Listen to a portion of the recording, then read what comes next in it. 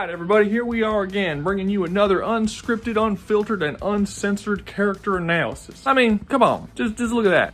Where else you gonna get high quality entertainment like that? Nowhere, that's where. You know, I never really know what I'm gonna say in these videos until I open my mouth and shit just comes pouring out. I am the sewage line, secreting the toxic waste into the clear waters that is the internet. Who are we kidding? Calling the internet crystal clear waters is like calling your mother the Virgin Mary. We all know she's a dirty whore. But that's enough about your filthy mother. Let's get on to the video. Today we're doing the Doom Slayer. So, a couple of ground rules. One, I'm not doing his entire story. I can't. This video would just be way too long. There's a lot of Doom lore. So while I might touch on some of the outside stuff, if it's relevant to Doom Slayer, I'm not going to be going into detail about things like the Maker and the Sentinels and King Novik and the Betrayer and all of these storylines that make up the greater Doom universe. If you want videos on that kind of stuff, there's going to have to be a little bit of a demand for it, because that's a lot of shit. That's a lot of shit to go over. Today we're going over the story and character of one man, Doom Slayer. Also, important to note, somehow this kind of slipped under the radar, but Doomguy from the original Doom games and Doom Slayer from the newer Doom games are the same character. It's revealed in Doom Eternal that they are the same guy. This was like some crazy twist when it happened in the game, some big reveal that Doom 2016 actually was not a reboot, but just a sequel to the old Doom games. This was revealed in Doom Eternal, but for some reason, even people who played the Doom games kind of didn't realize this, and they still thought it was a reboot. So if you're confused as I'm going through the first half of this story talking about Doomguy and not the Doom Slayer, that's why. They're the same person. Doomguy eventually becomes Doom Slayer. So just be aware of that. Because more than once in my own personal life, I started talking about Doomguy as if he was the same dude as Doom Slayer, and people who play the games look at me like I just came out of fucking Looney Tune land. And I think that's it. Is that it? Yeah, that's it. Alright, let's go. So not much is known about Doomguy's life before the events of the story. What we do know is Davith, who is basically the god of the Doom multiverse, who created everything that exists within it as far as we know, was betrayed by those underneath him and locked in this little magical orb thingy that can trap gods called a life sphere, and Davith's power within this sphere was severely limited. So what he did was he created a mortal man to appear on Earth, and this man was made perfectly in the image of Davith. He looks exactly like Davith, basically like a clone. Only difference is he doesn't have all the godlike power. For all intents and purposes, he was a mortal man sent to Earth to complete a mission given to him by God. What I'm saying is Doomguy is basically Jesus with a shotgun. Anyway, eventually Doomguy joins the Marines, and one day during a mission, his superior officer orders him and the rest of his platoon to fire on innocent civilians. Doomguy decides to respond to this by politely asking him to not do that shit, and breaks every single bone in his fucking body. Which personally gives me the idea that Doomguy must have really liked this guy, because as you'll see in the rest of this video, Doomguy doesn't really let people live. I mean, he must have really liked this commanding officer. Maybe he was funny or something. Anyway, this caused a bunch of drama throughout the military, and everybody just kind of wanted to make it go hush hush. So while not directly punishing Doomguy for doing this, they did send him away somewhere where he could just not bother anybody. So they sent him up to one of the moons of Mars called Phobos, where they basically have a bunch of scientists testing all of their crazy secret projects. He was basically on guard duty, and that's where he was expected to spend the rest of his career at, as to not cause any more waves for his higher-ups. Anyway, there was this big conglomerate up there called the UAC who had a contract with the military, and the project they were doing was trying to discover interdimensional travel. And they must have had some really big brains up there, because they succeeded in that shit with flying fucking colors. They opened up a portal to another world, alright, but